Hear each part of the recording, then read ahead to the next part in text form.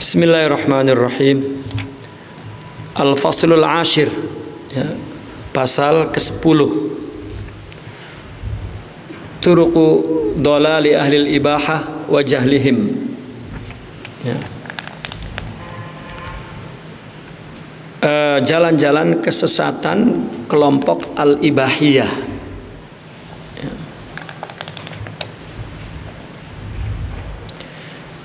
Ibahiyah ini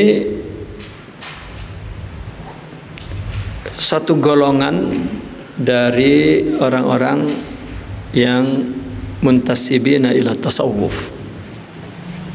Ya. Macam-macam kalau ada istilah al-ibahiyah itu adalah artinya aliran tertentu, itu adalah orang yang bebas, ya, tanpa batas, semua serba boleh. Tetapi di dalam tasawuf istilah ibahiyah ini adalah satu golongan sufi yang dia membolehkan dirinya untuk ibahiyah itu kan boleh dari mubah, dari ibahah, ya. Artinya kelompok ini berkata bahwa manusia tidak punya kemampuan untuk menjauhi maksiat dan tidak juga punya kemampuan untuk melaksanakan perintah Allah Subhanahu wa taala. Semuanya adalah terserah Allah, gitu. Seperti Jabariyah begitu. Maka kelompok itu disebut ibahiyah. Artinya manusia tidak punya kekuasaan apa-apa, ya, dan tidak memiliki apa-apa.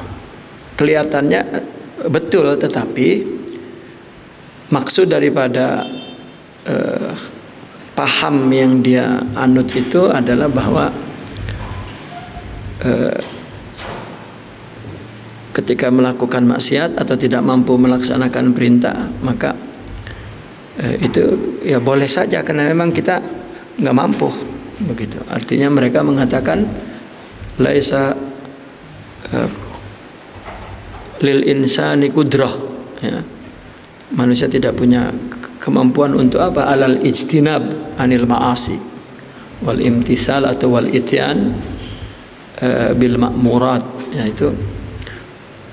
itu ibahiyah, ya, mereka itu.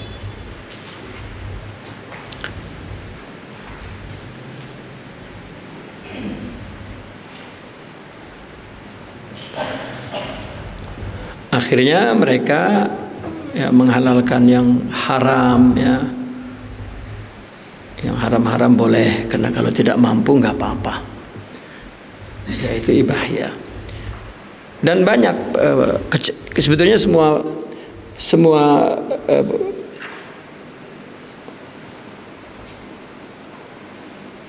model pikiran itu atau aliran itu atau pemahaman itu timbul dari akal semata-mata, ya, tanpa adanya ittiba kepada syariah.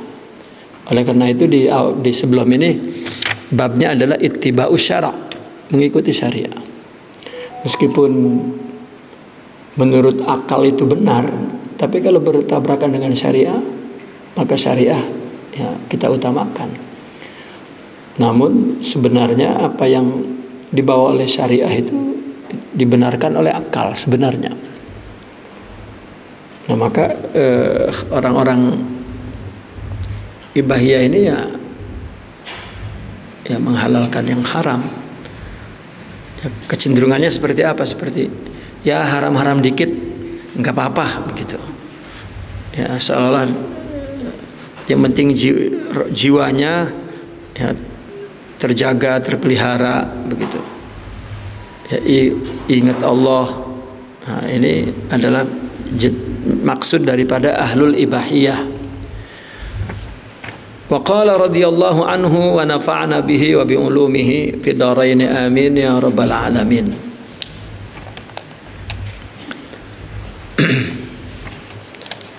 Jadi ahli ibahah ini artinya firqah minal mutasawwifah, ya, golongan sufi. Tapi yang mubtilah, ya, yang batil, ya. Itu bahkan mereka merasa bahwa harta, ya, pasangan hidup itu, ya, sah-sah saja kan, ya, dimiliki bersama. Itu ada kan kelompok-kelompok dulu terjadi itu. Seperti ada pemahaman nikah batin misalnya. Ya. Mereka salah memahami bahwa yang dimaksud oleh orang sufi nikah batin itu satu ilustrasi bahwa orang yang rohaninya ketika penuh dengan sifat-sifat mulia, anwar dari Allah Subhanahu wa taala, maka mereka telah merasa dekat dengan Allah yang mereka menyebutnya ittihad, ya, bersatu. Ya. Kenikmatan itu diumpamakan seperti orang nikah, maka ini disebut nikah batin. Bukan ada betul-betul laki perempuan nikah batin, ya, lama-lama zohirnya halal juga gitu. Kalau nikah batin, batinnya aja yang halal, zohirnya tetap haram, ya, harus dihalalkan dengan syariat. Ya, karena mereka jatuh kepada pemikiran ini, jatuh kepada orang-orang yang jahil dengan syariah. Ya, akhirnya nikah batin, ya, zohirnya halal, gitu. Ya, dihalalkan yang haram itu maksudnya ibahah. Wa qala radhiyallahu al-khata'u alladhi waqa'a fihi ahlul ibahah fahadu an syar'illahi jahlan wa dhalala wa qad ata min sab'ati aujuhin. Kesalahan yang terjadi pada ahli ibahah ini, yang kelompok ibahiyah, mereka melenceng dari syariat Allah karena jahil, bodoh, dan juga sesat. Dan qad ata min sab'ati aujuh, ya, dilihat atau ditinjau dari 7 sisi. Ya, mereka menyimpang dari syariat Allah itu dilihat, ya, datang dari 7 sudut, 7 sisi. Al-wajhul awal, ya, sisi yang pertama, adamu imanihim billahi subhanahu wa ta'ala. Itu tidak berimannya mereka kepada Allah.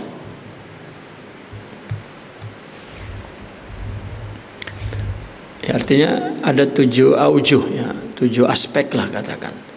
7 aspek yang mereka, ya, menyimpang dari syariat Allah. Ya. Itu yang mereka jatuh kepada ibahah itu. Ya, serba boleh. Ya, jatuh kepada pemikiran ibahah. Ya, mereka mengatakan bahwa, ya, kemampuan untuk menjauhi maksiat dan melaksanakan perintah Allah itu kita tidak punya. Itu Allah. Kalau kita jatuh ke maksiat, ya nggak apa-apa, karena memang itulah kita boleh sah-sah saja. Ya. Tidak ada manusia yang menguasai dirinya sendiri, ya, dan memiliki apapun. Kelihatannya betul, gitu. Sehingga ini milik bersama, maka harta pasangan itu juga boleh berkongsi bersama. Ya, dulu ada di Tambun, katanya dulu sekali cerita orang-orang tua dulu. Ya, dulunya itu entah tahun berapa begitu, apa tahun 20 atau tahun. Jadi ada kelompok ibahiyah ini. Orang-orang dulu ceritanya kelompok hakekok. Sebetulnya hakekat, cuman dipelesetin. Jadi kelompok hakekok. Itu yang, ya, boleh berganti-ganti pasangannya itu satu sama lain bebas karena sudah seperti saudara begitu. Nah, itu jatuh kepada kesalahan itu, ya, menyimpang dari syariat itu dari 7 aspek. Al-wajhul awal, aspek yang pertama, adamu imanihim billahi subhanahu wa ta'ala.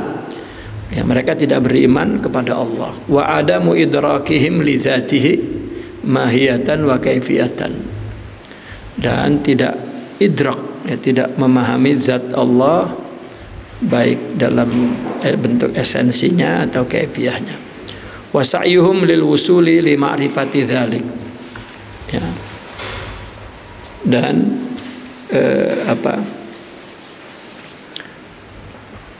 usaha mereka untuk sampai kepada makrifat, ya, kepada zat Allah itu, tawahuman, bersifat tawahum, ya, wa khayalan, dan khayal, ya. A'jazahum, ya, melemahkan mereka, wa audabihim, dan membawa mereka ilal inkari, kepada inkar, li wujudihi, kepada wujud Allah. Karena mereka tidak mampu memahami zat Allah secara esensi, secara kaifiyah, dan usaha mereka untuk mengenal Allah, tetapi caranya tawahum, ilusi, ya, dan takhayulat, khayal, gitu. Ya, ini yang melemahkan mereka dan membawa mereka kepada mengingkari wujud Allah.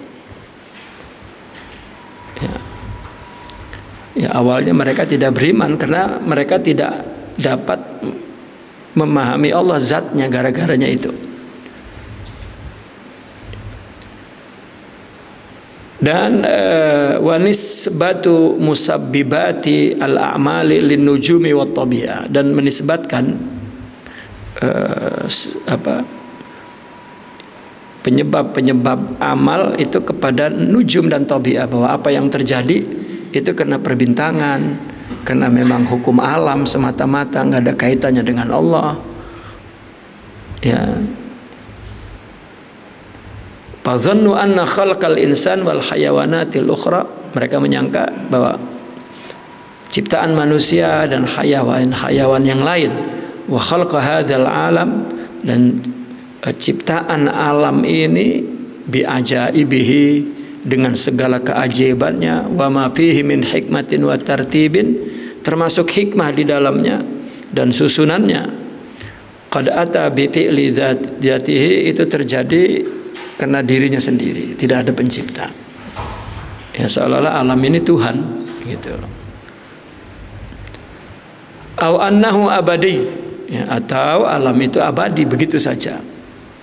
Ya, au annahu hadisun bi fi'li tabi'ah, atau kalau juga alam itu hadis, baharu, tetapi disebabkan aktivitas alam itu sendiri, tidak ada urusan dengan Tuhan. Maka seperti misalnya terjadi tsunami, ini nggak ada kaitannya dengan murka Allah misalnya, nggak ada kaitan. Ini betul-betul kejadian alam semata-mata. Ya, karena semua kejadian itu disandarkan kepada nujum, ya, kepada pergeseran bintang, kepada pergeseran astronomi, ya, planet, gitu, atau tabi'ah, kejadian alam semata-mata.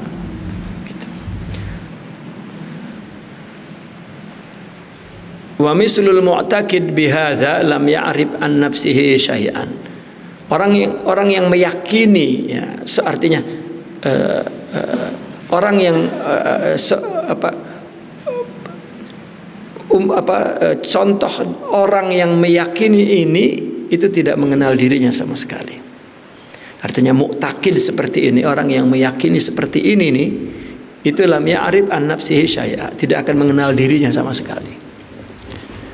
Fa ayu syai'in an ghairihi saya'rif, maka bagaimana dia, ya, mengenal sesuatu selainnya, ya, bagaimana kepada sesuatu selainnya dia mengenal, dia akan mengenal? Tidak. Karena man arafa nafsahu faqad arafa rabbahu, ya. Kalau manusia menjadikan dirinya misal bagi Allah, maka itu jalan yang terdekat untuk mengenal Allah. Jadikan diri kita itu misal, ya, kita ada berarti Allah ada, dan terus seperti itu. Dan apa yang terjadi pada kita itulah, ya, ta'rif ya Allah. Maka Imam Al-Junaidi Al-Baghdadi mengatakan bahwa ma'rifat itu ada dua, ada ma'rifatu ta'rifin, ada ma'rifatu ta'arrufin. Ta'rif adalah diri kita sendiri, objek ya, sebagai surah, sebagai jelmaan bagi kita sendiri untuk mengenal Allah ya. Apabila dia berhasil mengenal Allah, dia akan melihat fenomena ketuhanan melalui makhluk di sekitarnya, apakah manusia, terutamanya manusia, karena manusia adalah khalifahnya, dan alam semesta. Baru dia akan melihat Allah ya, lebih luas kalau telah mengenal dirinya. Maka orang-orang ibahah ini ya, nggak akan dia mengenal dirinya. Bagaimana mau mengenal di luar dirinya ya, orang lain? Karena dia ingin Allah itu dapat dilihat zatnya. Maka ketika dia gagal ya, akhirnya dia mengingkari bahwa Allah itu ada. Konsekuensinya dia menisbatkan apa yang terjadi disebabkan oleh nujum, oleh ya, susunan astronomi atau oleh alam itu sendiri ya. Nah, sehingga akhirnya dia meyakini bahwa alam ini ya terjadi sendiri oleh dirinya sendiri, dia abadi begitu saja, dan akhirnya malah alam ini Tuhan, Tuhan ini alam ya. Maka mislul mu'taqid bihadza, nah, orang yang meyakini seperti ini, lam ya'rif an nafsihi syai'a ya, dia tidak mengenal dirinya sama sekali. Fa ayyu syai'in an ghairihi sayarif, maka bagaimana sesuatu selain dia dapat dia akan kenal? Tidak. Wa masaluhu masalu man ra'a kitabata khattin jamilin, perumpamaan ini seperti orang melihat tulisan khat yang indah, fatawahama anna hadhil kitabata qad khuttat bila katibin, lalu dia menyangka bahwa tulisan ini ya, ditulis tanpa ada penulis yang qadir, yang alim, yang murid, yang mampu, yang tahu dan yang berkehendak. Au annaha kutibat abadiyah, atau memang dia sudah tertulis abadi begitu saja. Ya, itu perumpamaannya seperti itu. Ya. Maka orang-orang yang berpikir begitu ya jumud, dan inilah ahli ibahah. Wa mislu hadha syakhs alladhi balagha min al-ama hadal had. Ya.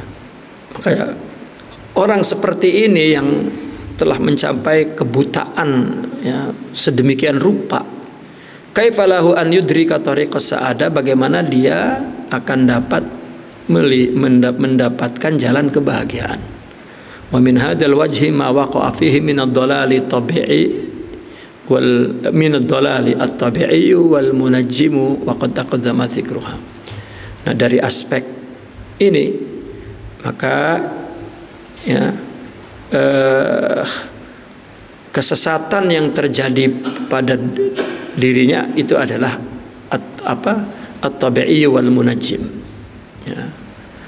min hadal wajhi at-tabi'i wal munajjim ma waqa'a fihi min ad-dalal, yang membuat dia sesat itu pemahamannya terhadap alam semesta ini adalah berdiri sendiri ya, abadi sendiri, atau dia melihat bahwa apa-apa itu terjadi karena musabibnya adalah nujum ya, seperti orang mau kawin hari apa ya, oh ini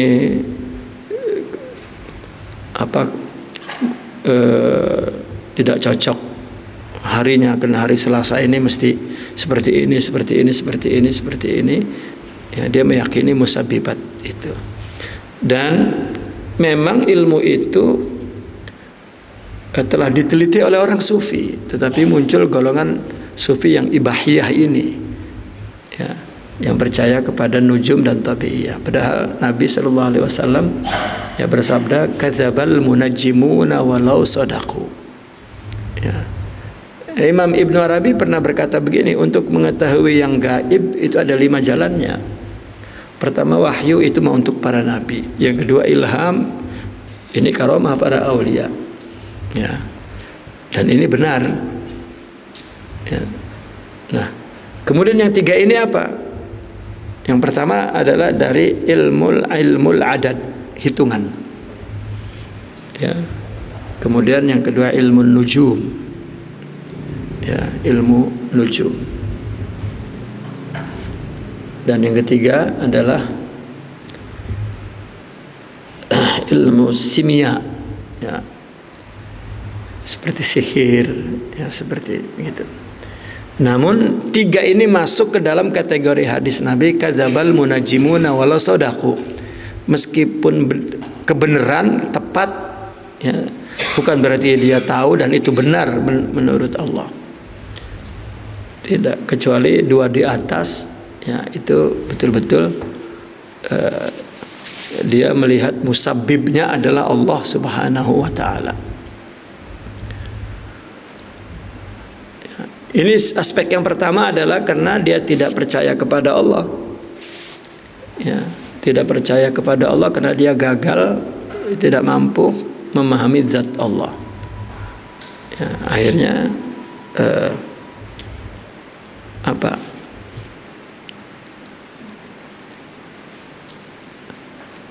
Dia menyangka bahwa dia memahami Allah dengan waham. Ya. Memang begini, yang mentaswih, ya, yang mengkaburkan pemahaman tasawuf, ya, itu dua sebabnya. Pertama, su'ul fahmi, ya, pemahaman yang buruk itu su'ul fahmi. Yang kedua, bukan paham tetapi waham. Ya. Orang-orang waham ini sebetulnya orang-orang yang jahil. Ya. Dia memahami agama ini, yang memahami Allah ini secara takhayul. Itu waham, ya, ilusi dari mimpi misalnya. Ya, bukan mimpi betul, ya. Atau dari halusinasi, itu kan waham. Ya.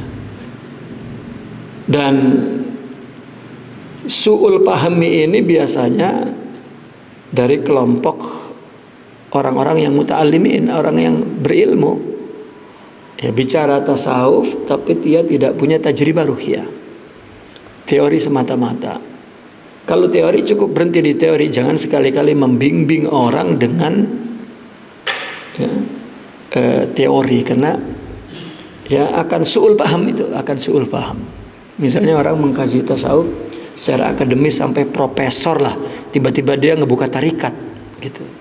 Nah, ini akan su'ul faham, ya, lebih banyak yufsiduhum aksar, ya, min islahihim, ya, merusak mereka lebih banyak daripada memperbaiki.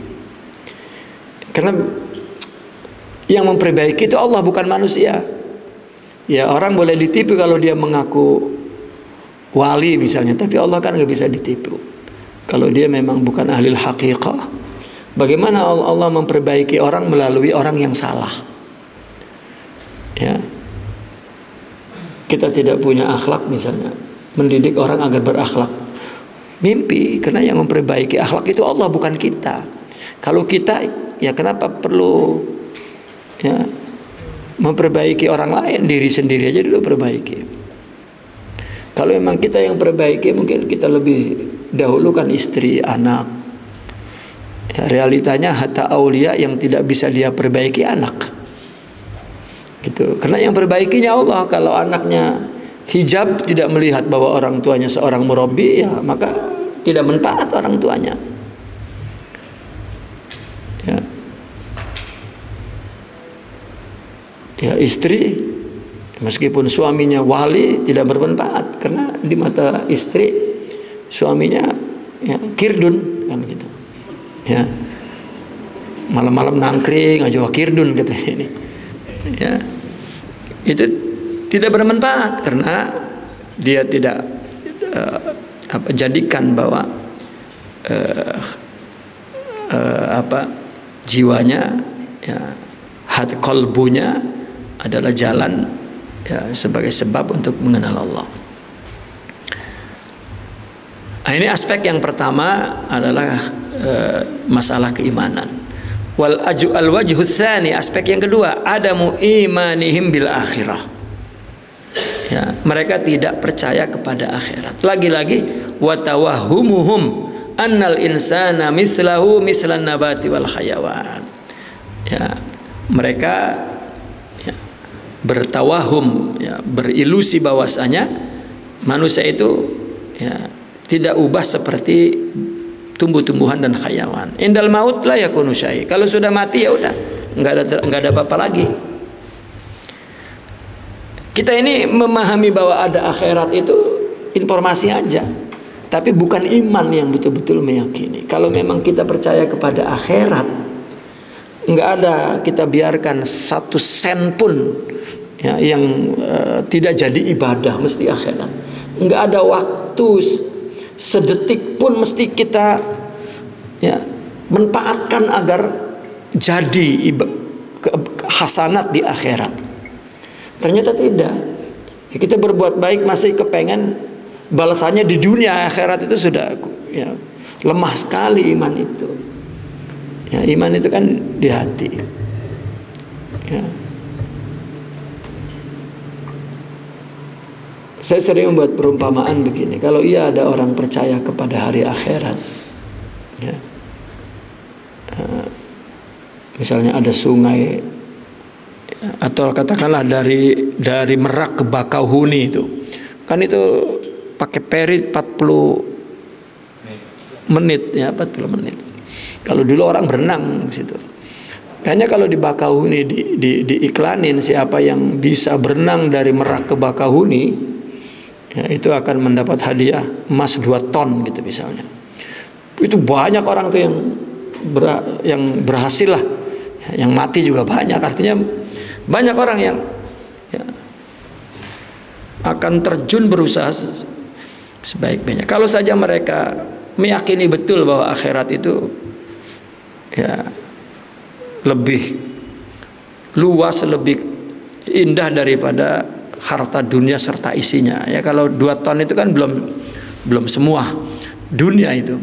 Ya kalau memang untuk akhirat, maka mereka akan berletih-letih, bersusah payah, ya, tidak membiarkan dirinya malas-malesan, banyak waktu yang dibuang, ya, banyak ibadah yang tidak dilaksanakan, lebih masih banyak menikmati kebahagiaan di dunia. Ya. Mereka para aulia itu selalu meletihkan dirinya, tidak boleh nyaman. Kalau nggak ada apa-apa ya dia apalah dia bikin supaya jangan nyaman. Karena pintu nyaman itu ditutup, babur roha itu sudah ditutup. Ini enggak, ya, orang memang waduh capek banget dah. Mau ngapain? Mau rohah gitu. Ya, orang kerja jam 5 ngaji jam 9 itu masih capek. Tapi kalau nonton jam 6 berangkat lagi meskipun baru. Ya, itu orang yang lemah itu adalah iman kepada akhirat. Kalau saja dia iman kepada hari akhirat, ditutup pintu apa? Pintu nyaman, pintu rehat itu ditutup oleh dia. Ya, kita ya, melihat kalau kita sempat bersuhbah lah katakan ya dengan mereka ya para ahlillah ya. Mereka nggak mau tuh nyaman-nyaman begitu. Ya. Saya melihat contoh kecil saja. Kalau pergi kan, misalnya pergi naik pesawat, lalu ada transit ya di negara tertentu. Transitnya 4 jam, ya kan lama itu, 4 jam misalnya. Secara umum orang itu kena transit lama udah duduk, nyari nyaman, nyari istirahat. Ya, saya menyaksikan ya, orang-orang soleh itu nggak mau nyaman, dia jalan sampai letih gitu ya, atau dia membaca atau dia ya berbicara tentang kebaikan gitu. Kita udah tidur aja lagi, ntar masuk pesawat tidur, ya semua tidur. Karena prinsip, ya bukan prinsip, karena itu adalah harakatul iman, ya, aktivitas iman yang mendalam kepada hari akhirat yang membuat mereka ya tidak membiarkan dirinya nyaman. Gitu. Kenapa orang ya tidak mampu melakukan ibadah? Ya, padahal ya, apalagi yang bekerjanya duduk aja. Ya, kerja kantor kan duduk, tapi pulang ke rumah capek katanya, baru pulang kerja, padahal duduk aja tuh. Ya.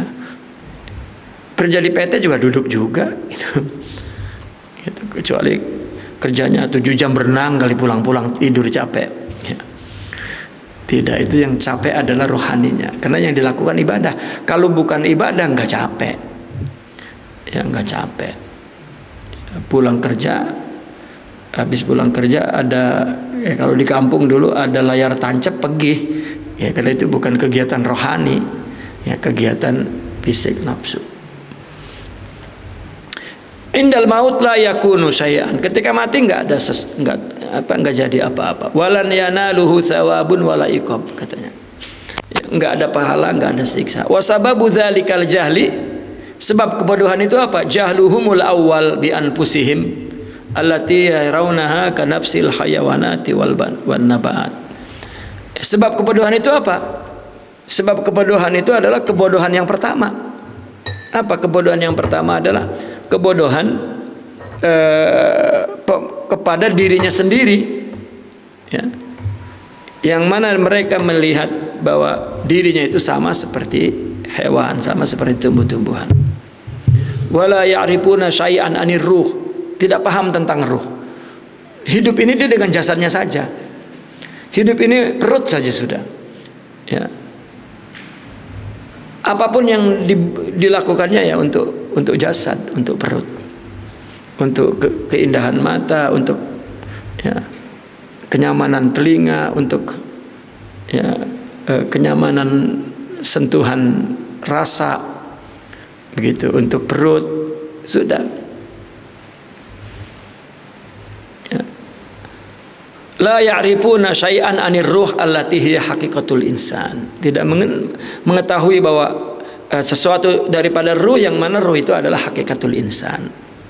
Kenapa kita diciptakan? Ya seperti penjelasan tentang bab pertama tentang ma'rifatun nafas. Ya. Siapa kita? Ya. Dan kenapa kita diciptakan? Dari mana kita diciptakan? Ya, kemana kita pergi, untuk apa, dan seterusnya.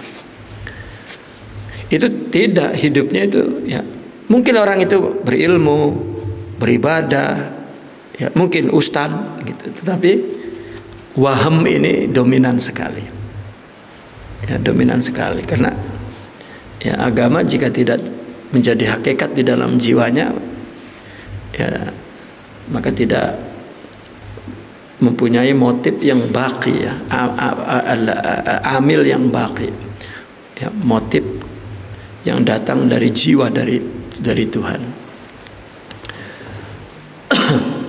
Wallati hiya abadiyatun la tamutu mutlaqan. Yang ruh itu abadi, yang tidak mati secara mutlak.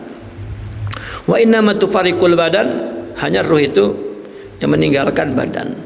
Wa hadza ma yu'rafu bil maut. Inilah yang dikenal oleh orang dengan nama mati. Ruh berpisah dari badan itu yang disebut mati. Wa haqiqatu dzalika tafsilan insyaallah fil asli rabi min hadhil muqaddimah fi ma'rifatil akhirah.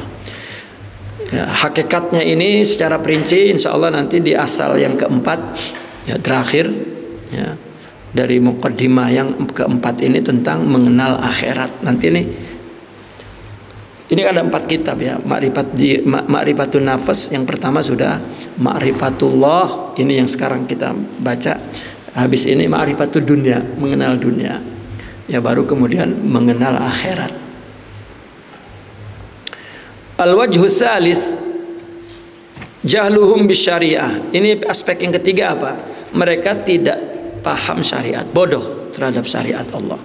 Wa in kanu yu'minuna billahi wa bil akhirah imanan dha'ifan. Jika mereka beriman kepada Allah dan hari akhirat, imannya juga lemah. Ya, orang yang tidak menambah ilmu syariat, ya. Banyak orang waktu kecil ngaji di surau, ya, ngaji di ibtidaiyah, ya, ada baca kitab dikit-dikit begitu, ya. Udah besar udah katanya, udah dulu saya udah ngaji, udah tahu dah, gitu. Udah enggak ngaji lagi udah. Apalagi hidupnya di kampung yang ada pengajian, ada apa, rasanya dia udah ngaji udah. Ya. Padahal ya agama yang dilaksanakannya itu adalah agama budaya, adat, tradisi. Dari kecil ya, sembahyang udah. Nah, ini padahal kalau kita teliti wudunya saja, ya, dia wudu itu ya, belajar karena melihat orang wudu dan ya, belajar waktu TK lah, waktu ibtidaiyah, ya sudah gitu.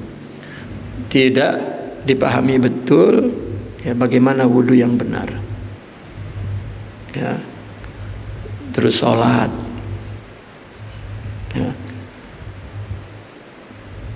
Ibadah itu dari generasi ke generasi ya berjalan berdasarkan ya, tradisi, ya, seremonial yang kosong daripada ilmu dan ruh.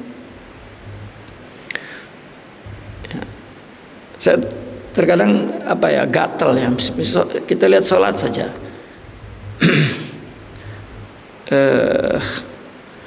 Ketika imam baca waladhdallin, itu kan makmum itu ya, sunnahnya amin itu ketika dia mendengar imam amin.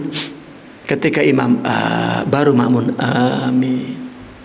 Karena aminnya imam diamini oleh malaikat. Nah, kalau kita mengamini di belakang malaikat, ya, maka mustajab. Ya. Ini kita di masjid imam baru waladhdallin. Ya, siapa yang mau perbaiki? Ya. Karena agamanya agama tradisi. Ustadznya ustadz tradisional, bukan berdasarkan ilmu yang benar.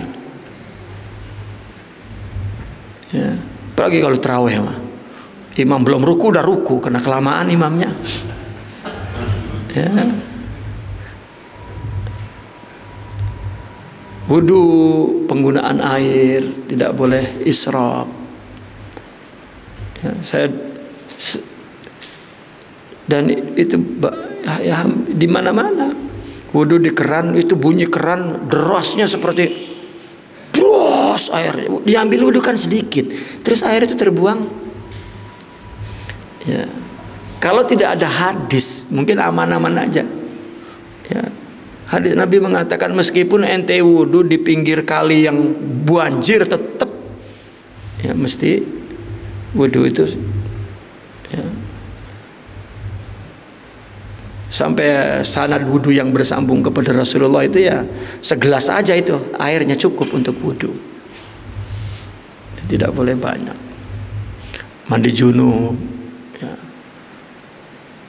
Ya nggak ada yang ngajarin bagaimana cara mandi junub yang benar.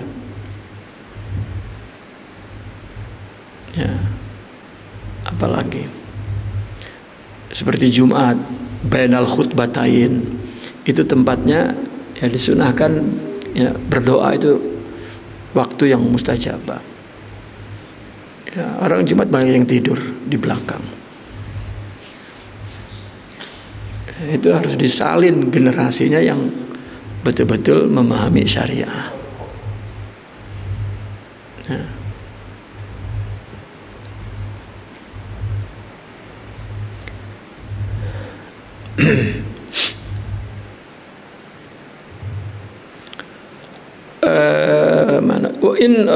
mana fayaquluna, mereka berkata innallaha ghaniyun an ibadatina.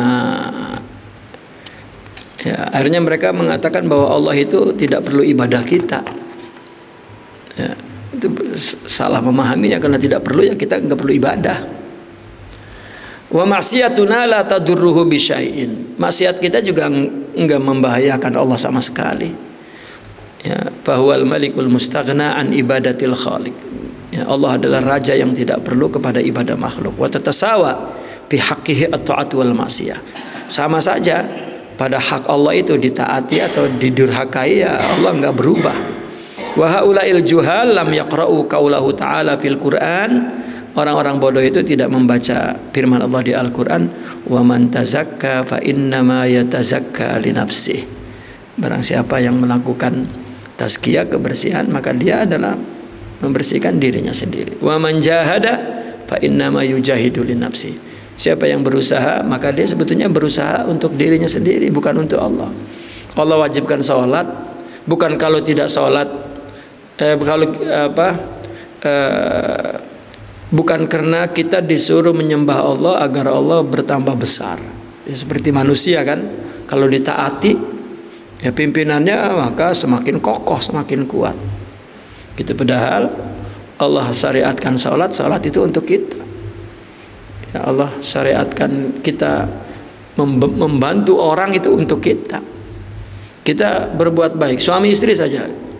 Ya, dia berbuat untuk suami, untuk istri, dia merasa bahwa ini menguntungkan orang, gitu. Maka boleh jadi ya, suami itu, istri ngelihat suami gedeg aja kelihatannya, karena dia berbuat untuk suami itu, padahal untuk dirinya. Kalau dia berbuat ikhlas karena Allah, banyak sekali ya perubahan, keajaiban yang akan dia rasakan, yang akan Allah bukakan, yang akan Allah berikan.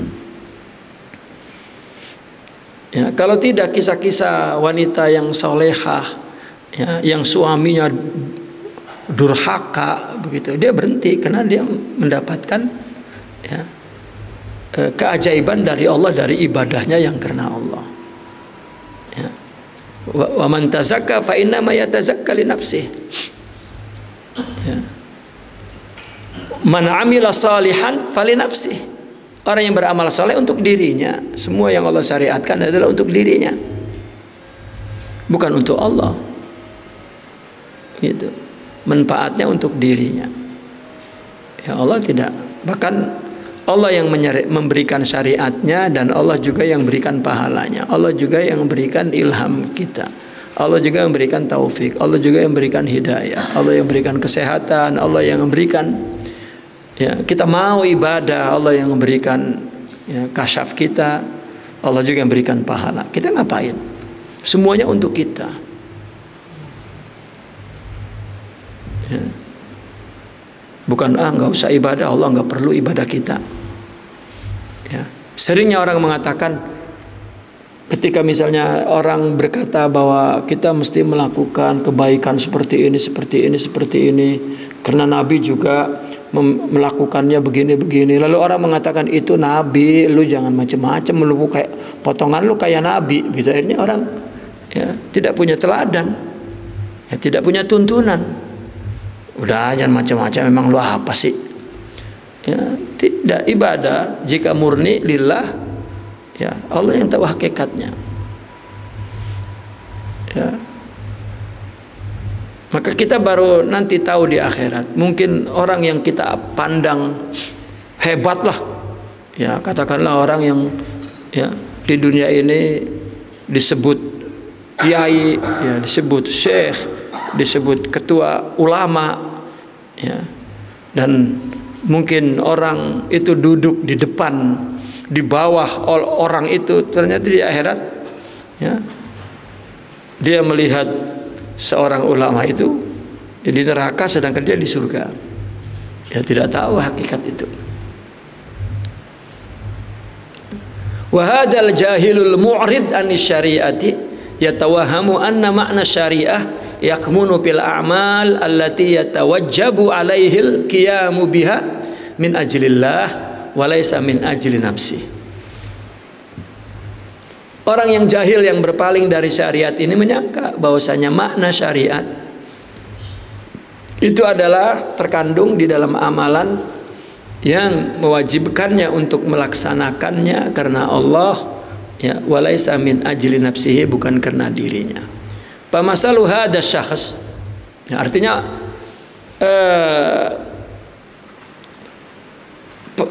mana? Pamasalu hada syakhs kamasalil marid alladzi la ya'bahu liqaulit tabib wa tahdhirihi lahu. Inna hada dawa'a nafi'un laka wa ana ansahuka bihi. Fakhudhu aw la ta'khudhu. Wa hadha kalamun sahih wa qad yahlik.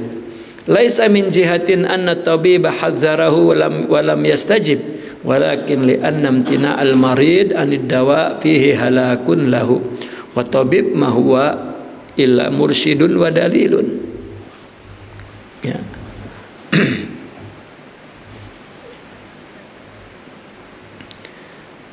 Mana tadi? Orang yang jahil yang murid dari syariah ini, ya,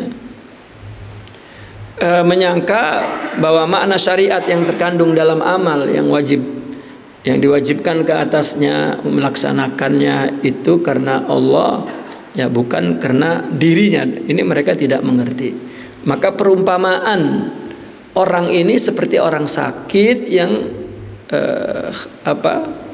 tidak, yang mengabaikan perkataan dokter dan peringatannya, ya, peringatan untuknya. Apa peringatannya? Bahwa obat ini manfaat untuk kamu, saya menasehati kamu, ambillah, ya, atau tidak mengambilnya, ya. Nah, ini kalam sahih. Dan tapi kalam ini menghancurkan. Kenapa? Bukan dari segi dokter memberikan peringatan dan kemudian tidak direspon, tetapi si orang sakit itu yang mencegah dirinya untuk berobat.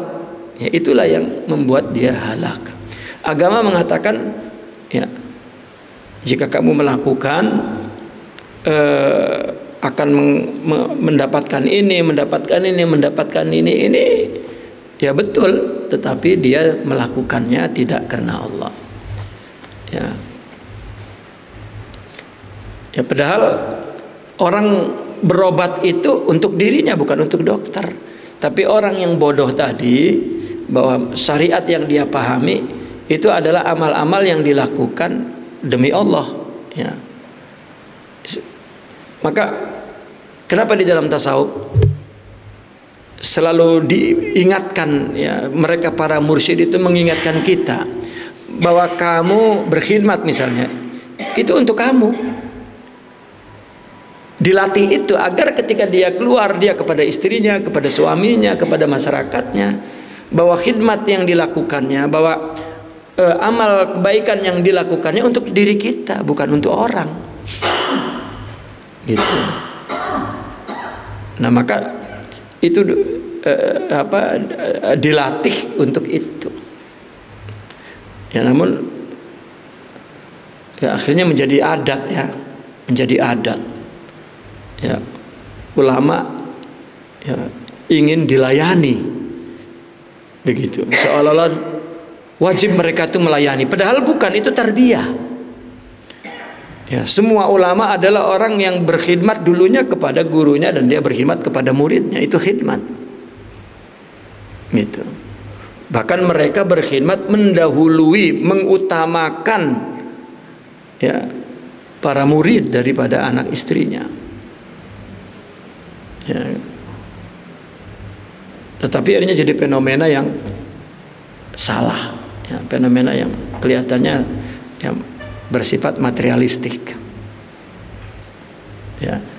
Maka ketika itu, ketika hidup di zaman artinya, ya, materialistik, maka semuanya orang, ya, tidak punya kesempatan untuk melakukan hidup ini lillah, ya. Ini. Nah, orang yang jahil tadi itu, yang berpaling dari syariat, dia menyangka bahwa syariat itu ya amal yang dilakukan untuk Allah. Artinya keuntungannya untuk Allah, bukan untuk dirinya. Nah, ini sama seperti orang sakit, ya, dinasihati oleh dokter, ini obat berguna, ini obat penting, ya, ini benar sudah, Kak. Tetapi yang menjadi salahnya, ya, orang sakitnya tidak melaksanakan. Ngapain gua ngedengerin nasihat dokter, ya, kata orang kita mah kerajinan temenanan, ya. Ya buktinya orang kata jangan ngerokok, kata dokter ngerokok terus. Ya. Jangan rokok ya Pak, kata dokter. Iya, enggak di situ. Pas pulang emang ngelepus lagi aja. Sambil ngatain, ya dokter segala ditaatin kan gitu. Dia mengira bahwa melaksanakan nasihat dokter itu menguntungkan dokter, padahal menguntungkan dirinya.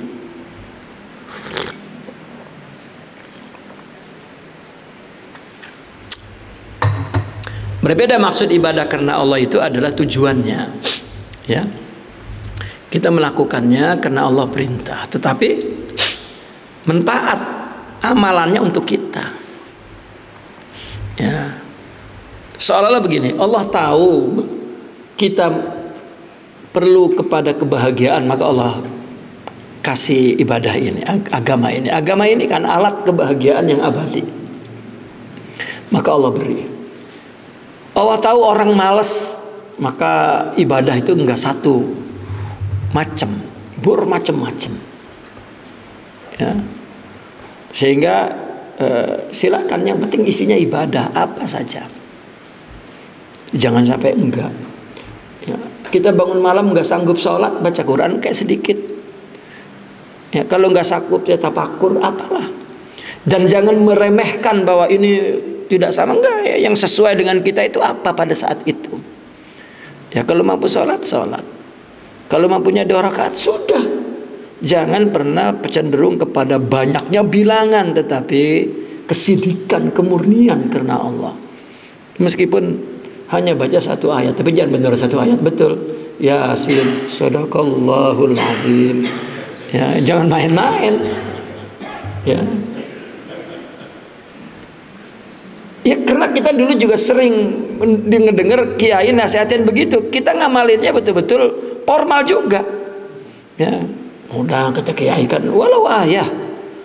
A'udzubillahi minasyaitonirrajim. Yasin, sadaqallahul azim. Sudah tutup. Wah, rasanya dia beramal. Nah, apalagi tuh rasanya dia beramal.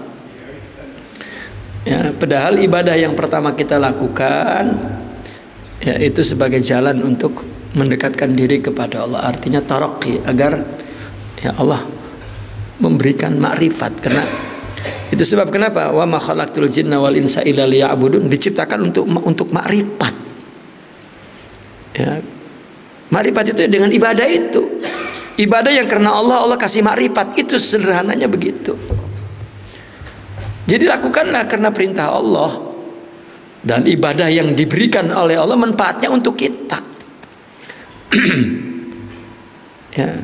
Maka orang yang tadi itu bodoh dengan syariat tadi, bahwa kita berbuat, misalnya istri berbuat kebaikan kepada suami. Kenapa istri itu enak banget ngeliat suami? Karena dia melakukannya untuk suami. Mana goblok suami, mana pemalas, mana duitnya dikit, hitam lagi. Ya.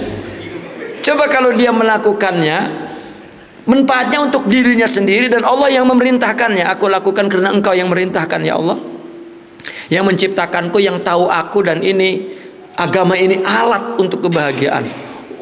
Itu suaminya indah. Iya. Meskipun kawin lagi juga nggak marah tuh istri.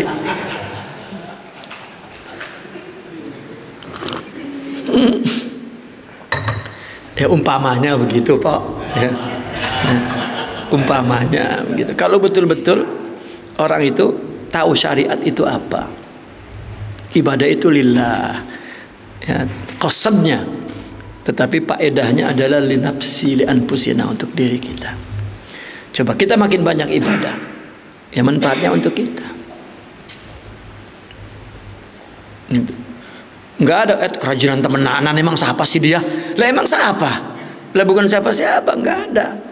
Allah. Itu. Nah, maka tadi umpamanya seperti orang sakit. Ya dia menolak perkataan dokter dan peringatannya. Kata ini jangan ngerokok ya. Kan udah bener tuh omongan. Iya, ngerokok di luar. Ya. Ngapain sih ngedengerin nasihat dokter? Ada lagi, dokter geng ngerokok. Dokter habis nasihatin jangan ngerokok Pak, dia ngasoh ke belakang rokok dia. Ya. Padahal dokter itu apa? Wat tabibu ma huwa illa mursyidun wa dalilun. Ya, dokter itu pembimbing dan petunjuk. Sakit ini ya. Gitu. Fa ayyatu khasaratin taqau alal mursyid wa dalil. Kerugian apa yang menimpa mursyid dan tadi dalil tadi gak? Tidak. Fa in kana maradu jasadil insan sababu halakihi fi hadhihi dunya. Jika sakit jasad manusia itu menjadi sebab hancurnya di dunia, hancurnya dia di dunia, fa inna marada qalbihi sababun fi shiqaihi fiha. Sakitnya jiwa itu menjadi sebab penderitaannya di dunia. Kenapa orang merasa duka, lara, sengsara, merana, kecewa, ya? Sakitnya tuh di sini, itu karena jiwanya rusak. Siapa yang menyakiti kita? Kita sendiri. Ya. Adapun orang berbuat jahat itu ungkapan sifat buruknya, dia sedang kesulitan untuk menyesuaikan diri kepada Allah, dan Allah tidak berikan taufik dan hidayah. Maka itulah ungkapan hakikat dirinya, nggak ada urusan dengan menyakiti kita. Karena jiwa kita sakit, gue ngedengerin omongan dia.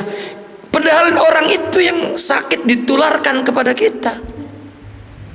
Kalau orang sehat, imunnya kuat, di lingkungan seburuk apapun nggak terkena apa-apa. Maka nggak ada urusan dengan orang.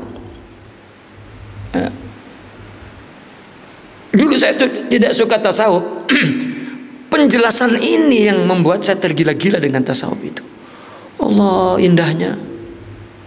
Ya. Jangan ngurusin orang. Ya, kalau bahasa kiai sini tuh jangan pikirin orang katanya. Ya, nggak tahu Allah. Ya, cuman bahasanya itu sudah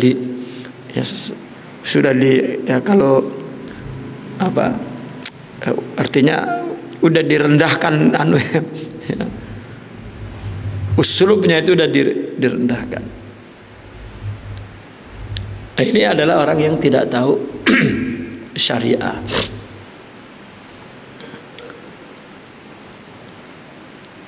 Wa in kanat istijabatuhu lid-dawa'i wa tahdzirati tabib sababu salamati jasadihi fa inna ta'ata wal ma'rifata wa ijtinabal ma'asi sababu salamatil qalb. Nah, jika merespon obat dan peringatan dokter itu menjadi sebab keselamatan tubuh, maka taat, ma'rifat, menjauhi maksiat itu sebab keselamatan jiwa.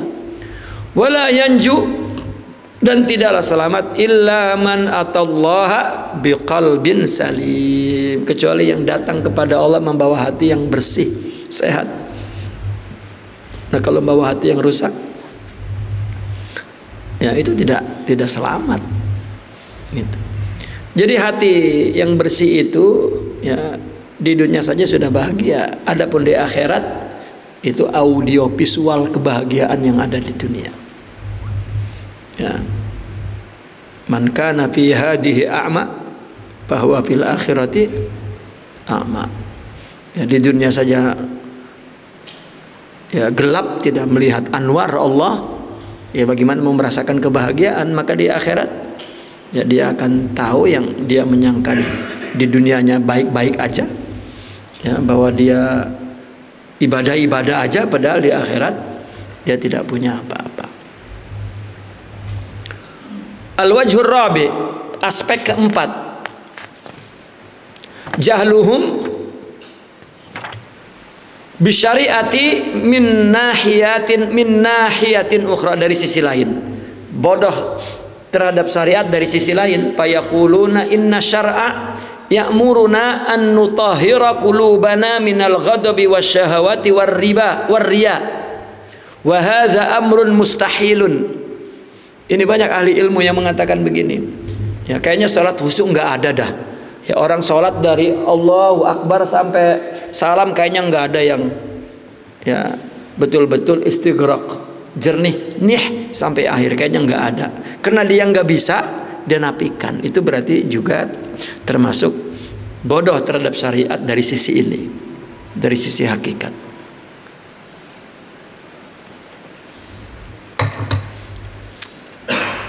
Orang yang tidak merasakan kebersihan hati seperti yang mereka rasakan, ketenangan, ya, seperti mereka tidak benci kepada manusia misalnya, tidak pernah menisbatkan.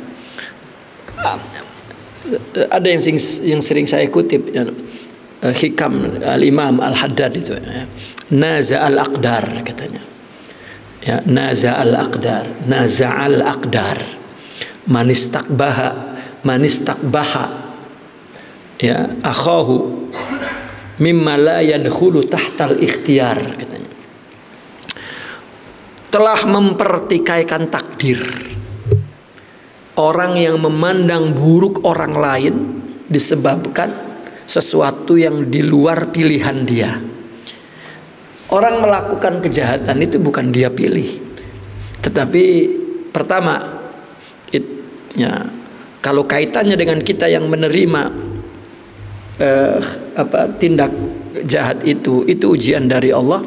Dari sisi orang itu, itulah ungkapan isi jiwanya, karakternya, seperti itu. Semuanya itu pilihan Allah, ya, karena wallahu yakhluqu ma yasha'u wa yakhtaru. Allah menciptakan berdasarkan kehendaknya, dialah yang memilih. Walaisa lahumul khiyarah, kita tidak punya pilihan. Kalau kita menganggap buruk itu sepenuhnya di orang, tidak ada prediksi ini ujian Allah, takdir Allah, dan maka kita mempertikaikan takdir Allah, ya, mempertikaikan takdir Allah, ya, makanya kemarin yang kita jelaskan, ya, makna khilafah itu, mana khalifah, inni ja'ilun fil ardi khalifah, dan setiap orang, ya, mestinya melakukan islah, mesti melakukan ta'ayush, dan mesti melakukan ta'abbud, sehingga satu sama lain, ya, berjalan di atas marosim ilahiyah, di atas jalan protokol, ya, yang Allah telah gariskan, ya, itu akan menjadi satu keseimbangan, ya, alam semesta ini, ya, yang dapat menciptakan ketentraman, kebahagiaan, ya, baldatun thayyibatun wa rabbun ghafur. Itulah yang disebut rahmatan lil alamin, ya. Itu bukan bualan, ya, kosong itu. Taib. Li'annal insana khuliqa mafturan ala dzalik. Ini kata mereka, manusia itu diciptakan berdasarkan fitrahnya, ya, di atas itu tadi, bahwa manusia tidak tidak dapat merubah sifat marahnya, syahwatnya, ya, riaknya, tidak bisa melakukan itu, keluar dari situ, ya, karena manusia fitrahnya itu betul, tapi salah memahaminya, kan. Makanya saya sering jelaskan, orang semakin wali, si syahwatnya semakin sempurna, ya, makin mentereng syahwatnya, makin full. Mungkin ada syahwat itu lemah karena miskin, syahwat itu lemah karena tertekan, ya, syahwat ilmu. Sedangkan ketika seseorang itu, ya, tidak tertekan, tidak merasa tamak. Miskin itu kan penyakit, bukan. Adapun harta banyak dan sedikit itu sudah takdir Allah, tapi rasa miskin itu penyakit, ya. Orang sampai sekaya apapun tetap masih miskin perasaannya, masih perlu, ya, sehingga dia segitu banyaknya nggak bisa memberi orang, kan miskin namanya, kan itu penyakit, gitu. Nah, orang apabila sempurna rohaninya, syahwatnya, ya, semakin sempurna, marahnya semakin sempurna, tetapi di bawah kontrol rohani, di bawah kontrol Tuhan istilahnya, ya, di bawah Allah dalam Al-Quran itu, ketika Nabi Nuh disuruh bikin perahu itu, Allah menyebut ya apa ayat yang bi ayunina itu. Ya.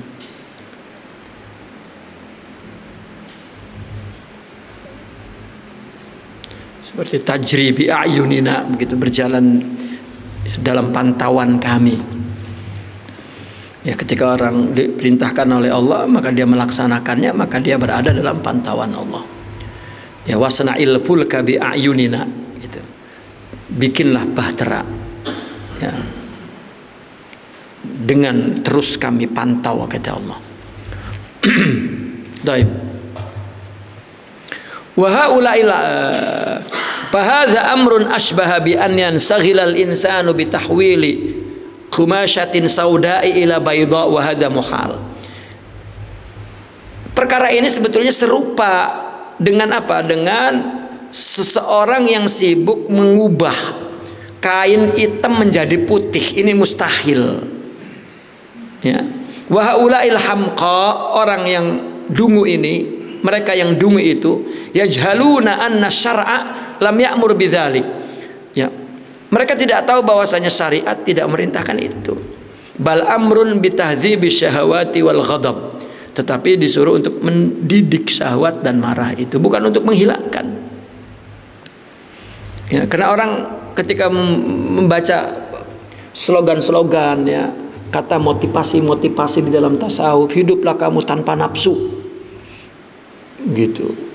Ya, makanya saya ingat sekali dulu di Kairo itu, dulu saya ngaji dengan sesama kawan senior tasawuf. Jadi ada orang pergerakan ngikut ngaji tasawuf, begitu ngedenger hiduplah tanpa nafsu, marah dia. Terus bagaimana? Potong aja katanya zakar, katanya kalau begitu. Ya, dia tidak ya, memahami itu adalah bahasa tarbiyah, bahasa motivasi. Ya. Sehingga orang mengatakan Allah, ya, dia itu nafsu aja. Ya. Contoh misalnya apa namanya, orang kawin lagi gitu Pak, ya, kok itu udah kawin lagi bukan sunnah, itu nafsu katanya. Sampai ustadz dibilang begitu juga, ya, kiai dibilang wah itu dia kawin lagi tuh kiai nafsu itu. Lah kalau nggak nafsu, lah diceraiin sama istrinya, ngapain lah kawin ke nafsu? Nah, ini mereka salah memahami, ya, nafsu itu. Nafsu syahwat, ya, nafsu artinya nafsu itu ada dua, syahwat dan ghadab, itu tidak akan hilang. Kenapa mereka orang-orang soleh berani membela hak? Karena ghadabnya itu sempurna, tetapi di bawah kekuasaan Allah rohani. Wa dzalika bi alla yakuna lahuma sultanun la 'alal aqli wa la 'alas syara'. Demikian itu agar keduanya, ghadab dan syahwat itu tidak menguasai, tidak berkuasa, tidak kepada akal dan tidak juga kepada syariat. Jangan sampai ghadab mengalahkan akal, jangan sampai syahwat mengalahkan akal, apalagi mengalahkan syariah. Gitu. Maka akal perlu bimbingan rohani yang sempurna. Apabila sempurna rohaninya, maka akal, ya, mampu menghadapi ghadab dan syahwat. Ya, mampu menghadapi ghadab dan syahwat. Maka apabila rohaninya kuat, ya, maka akal akan merintahkan kepada seluruh anggota tubuh untuk melaksanakan syariat berdasarkan ruh, bukan pikiran. Orang hanya tahu ilmu itu lalu pikirannya memerintahkan untuk beramal, ya. Apalagi pikirannya mengatakan saya ini ustadz, maka beramal karena ustadz, bukan karena Allah. Ya.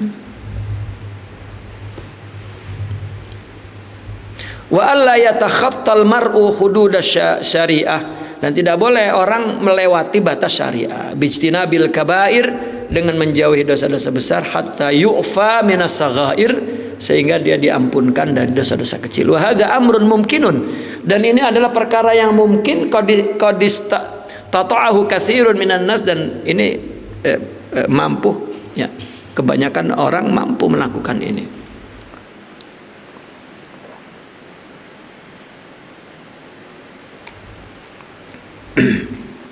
Wa Rasul sallallahu alaihi wasallam lam yanha 'anil ghadab kulliyan wala antar kisyahwati faqad kana alaihi salatu wassalam nafsuhu mutazawijan min tis'an nisa. Rasulullah tidak melarang marah sepenuh semuanya dan juga tidak melarang syahwat. Rasulullah sallallahu alaihi wasallam dirinya menikah 9 istri. Wa huwal qail ana basyarun aghdhabu kama yaghdhabul bashar. Saya manusia marah seperti manusia marah. Artinya normal. Wa qala ta'ala wal kadhiminal ghaidha wal 'afina 'anil nas. Dia menahan diri. Kazim itu menahan diri dari marah, dari ghaiz. Dan 'afina 'anil nas, ya, memaafkan, ya, daripada manusia, ya. Wa hadza sana'un minallah liman yaktumu ghadabahu wa ya'fu 'anil akharin. Ini adalah pujian dari Allah untuk orang yang menyembunyikan marahnya dan memaafkan, ya, orang lain.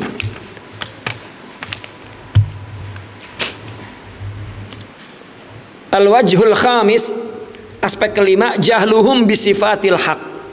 Dia tidak tahu, ya, bodoh terhadap sifat Allah. Fayaquluna innallaha ta'ala rahimun karimun wa man kana bihadhihi sifat fa innahu labudda sayarhamuna wa la ya'lamu haula'i annallaha rahimun wa huwa kadzalika syadidul iqab. Nah, bodoh terhadap sifat Allah. Mereka berkata Allah kan maha penyayang dan pemurah. Siapapun yang mempunyai sifat, ya, yang sifatnya seperti ini, maka mesti dia akan menyayangi kita. Dan dia tidak tahu, ya, mereka itu tidak tahu memang annallaha rahimun wa huwa kadzalika syadidul iqab. Begitu juga Allah sangat, siksaannya sangat, ya, dahsyat. Wala yarawna anna hunaka khalqan katsirina qadim tahanahumullahu bil bala'i wal ju'i wal marad fi hadhihi dunya. Dan mereka tidak melihat bahwa di sana ada banyak orang yang diuji oleh Allah dengan bala, dengan lapar, dengan sakit di dunia ini. Wa ma'ahadza yabqa subhanahu kariman rahiman. Ya, di samping itu Allah masih tetap karim dan rahim. Ya, kalau Allah karim rahim, tidak ada orang kelaparan, tidak ada orang sakit, ya. Kalau ada orang sakit, ada orang kelaparan, oh berarti Allah tidak rahim. Tidak berarti begitu. Ala yarawna annahum lan yajma'u malan hatta yutajiru wa ya'malu. Ya. Tidaklah ia melihat bahwa mereka tidak menghimpun harta melainkan, ya, kecuali hatta sehingga mereka berdagang dan bekerja. Ala yarawna annahum lan yuhassilu ilman hatta yata'allamu.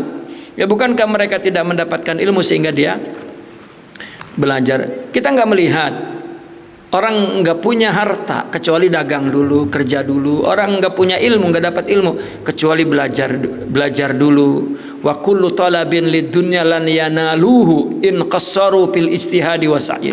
Semua pencari dunia, ya, semua pencarian dunia mereka tidak memperoleh jika mereka bermalasan dalam berusaha dan bersungguh-sungguh dan berusaha. Wala yaquluna innallaha qaddamina lahum, ya, arzaqahum. Mereka tidak berkata bahwa Allah telah menjamin rezeki mereka. Ya, kita menyangka bahwa, ya, rizqukum fis sama wa ma tu'adun, rezeki kamu di langit dan sudah dijanjikan, lalu duduk-duduk. Tidak, tetap mencari. Ya.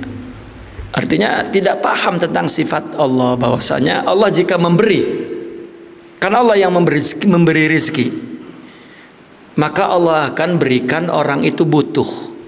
Jika butuh, maka orang akan tergerak menunjukkan, ya, keperluannya kepada Allah. Maka amal, berdoa sebenarnya itu disebabkan kebutuhan itu adalah utusan Allah yang Allah kirim, yang menggerakkan dia untuk menunjukkan keperluannya kepada Allah. Maka usaha dan berdoa. Itu pun masih Allah jelaskan lagi, aku memberinya rizki ini itu menurut keinginanku, kapan dan berapa, bagaimana, bukan, ya, seperti yang kau inginkan. Dan begitulah sifat Allah itu sangat, ya, sempurna.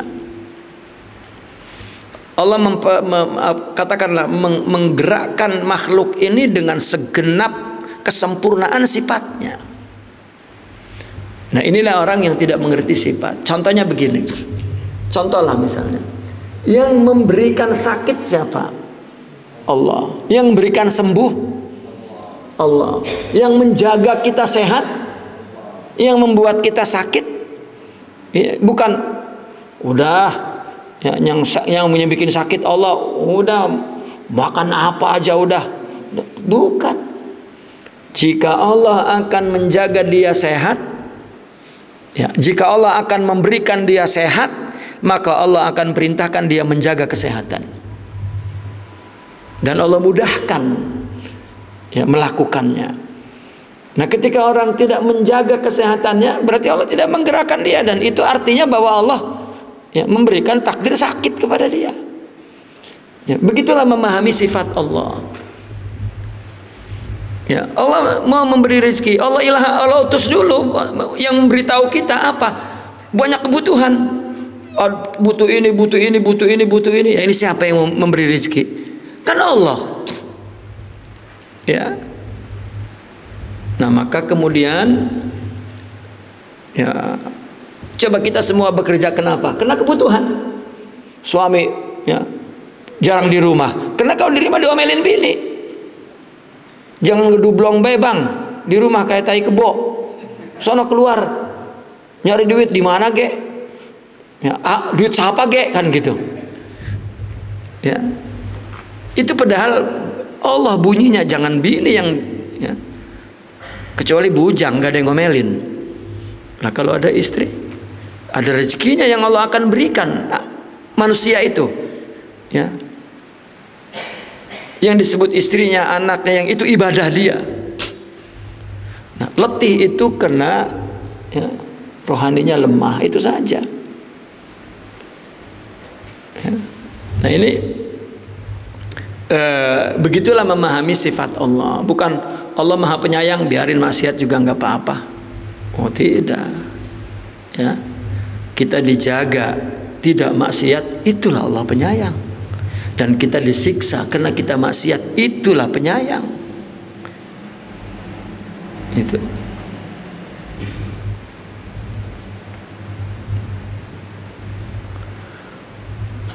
Liqaulihi ta'ala qad dhamina lahum arzaqahum fayamtani'una 'anil kasbi was-sa'i wat-tijarah.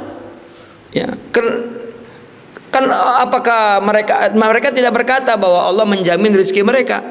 Ya, kemudian mereka melarang dirinya untuk kasab, berusaha, berdagang, karena firman Allah, "Wa ma min dabatin fil ardi illa 'alallahi rizquha." Tidaklah yang melata di bumi ini melainkan rezekinya atas Allah. Wa aidan yatrukuna kasbal arzaq lil amalil akhirah. Begitu juga mereka meninggalkan usaha rezeki untuk amal untuk beramal untuk akhirat. Liqaulihi ta'ala wa allaisa lil insani illa ma sa'a.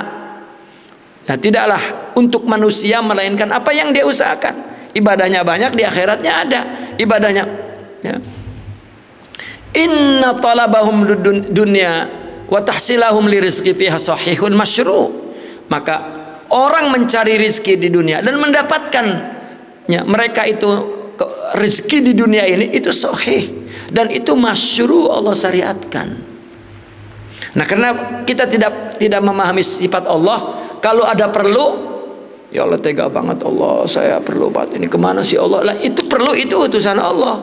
Bekerja dia, ya, terpaksa dah gua bekerja, letih, bukan ibadah. Begitu dia dapat karena dia sungguh-sungguh, wah, memang rezeki anak soleh, ya, karena usaha saya, ente sih malas-malas kena. Jadi orang lupa kepada sifat Allah. Sebetulnya semua perilaku manusia tajalli sifat Allah,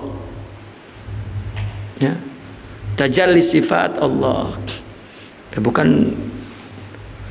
Coba, ini ibahiyah sebetulnya adalah kecenderungan akal kita, meskipun bukan kelompok ibahiyah, tapi perilaku kita sama. Coba antum baca pemikiran Qadariyah, pemikiran Jabariyah. Manusia sehari-hari, manusia Islam, Muslim, itu seperti Qadariyah, Jabariyah. Apa contohnya? Kalau manusia punya duit, jadi Qadariyah. Wow, langsung aja dadanya membusung tuh. Ya. Berapa kepala lu gua beli? Kan qadariyah itu. Ya, dibilangin nasihat begini enggak. Ya. Gua bisa melakukannya. Tapi coba begitu miskin, jadi jabariyah. Terserah Allah dah saya mah. Itu adalah akal semata-mata yang tidak ada cahaya iman dan rohani. Ya, tetapi jika ada cahaya iman dan rohani, ya dia itulah ahli sunnah wal jamaah yang hakiki sebetulnya. Ya. Wala yuqalu innahum bidzalika la yu'minuna billahi la yu'minuna bi anna Allah karimun. Bukan berarti orang yang nyari rezeki dan lain sebagainya, ya, tidak dikatakan mereka bahwa mereka tidak beriman bahwa Allah karim. Ya, tidak. Lakinnahum fi fahmihim qad khada'ahum syaitan. Akan tetapi pemahaman mereka telah ditipu oleh syaitan. Wa waswasalahum, dan dibisikannya. Wa sarafahum an asli ma khuliqu lahu, dan mereka dipalingkan dari asal tujuan mereka diciptakan untuk apa. Di dunia ini tidak ada yang Allah ciptakan abadi, tidak ada. Abis ngedapetin enak, setelah itu nggak enak, udah begitu. Ya. Dan itulah sifat Allah Subhanahu wa taala. Nakifuna walhamdulillah. Al-Fatihah.